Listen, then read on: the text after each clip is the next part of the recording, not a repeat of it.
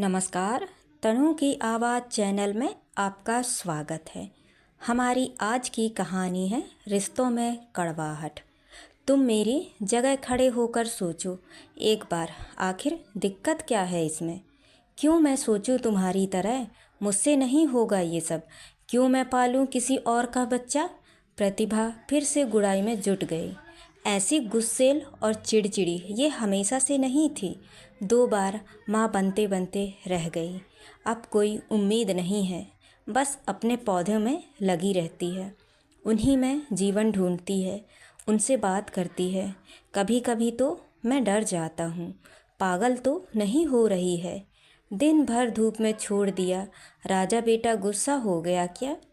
कल दिन भर तुम्हारे पास नहीं आई, तभी मुंह लटका हुआ है।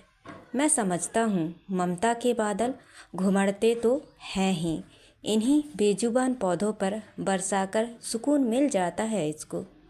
और कुछ इसको भाता नहीं है, ना घूमना, ना सजना, ना बात करना। शायद इतना ही बहुत नहीं था। तभी एक और हादसा मुझे हिला गया। सुबह सुबह भैया का फ़ोन आया।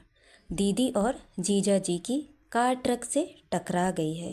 दोनों ने वहीं दम तोड़ दिया है और पीछे छोड़ गए 3 महीने की अबूध बिटिया मानवी। मैं फूट फूट कर रो पड़ा। ये भी होना बाकी था क्या? इतना समझाया प्रतिभा को, लेकिन वो अड़ी हुई थी कि वो बच्ची को नहीं स्वीकारेगी। रात दिन की बहस के बाद मैंने एक निर्णय लिया। मानवी अपनी नानी के पास थी, मैं उसे यहाँ ले आया। एक 24 घंटे की आया रख ली। ऑफिस देर से जाने लगा और कोशिश रहती थी कि जल्दी घर पहुँच जाऊँ। मैं प्रतिभा को बाध्य नहीं कर सकता था कि वो बच्ची को स्वीकार करे। दिन कट रहे थे। एक दिन प्रतिभा पौधों को सींच रही थी। कुछ सोचकर मैं उसके पास गया, बात शुरू की। कितने बड़े हो गए तुम्हारे पौधे? वाह भाई, एक जरा से बीज से इतने बड़े बड़े हो गए।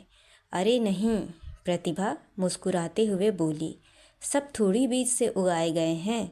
ये चारों पौधे तो नर्सरी से लाई हूँ मैं सफल हो गया था व्यू रचना में।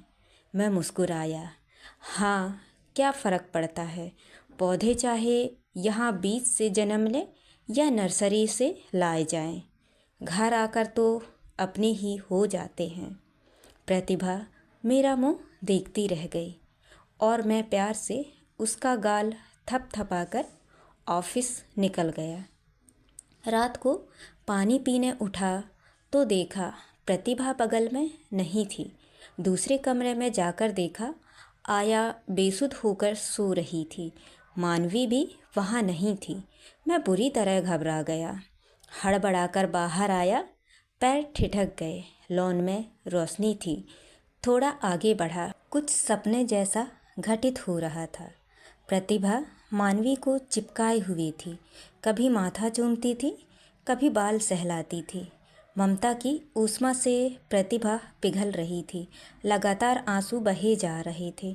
मेरे हाथ अयानास जुड़ गए। मेरे सामने प्रतिभा और मानवी नहीं, माँ यशोदा और उनकी गोद में नन्हे से कृष्ण थे। तो दोस्तों, ये कहानी आपको कैसी लगी? लाइक और कमेंट करके ज़रूर बताएं और चैनल को सब्सक्राइब करना ना भूलें।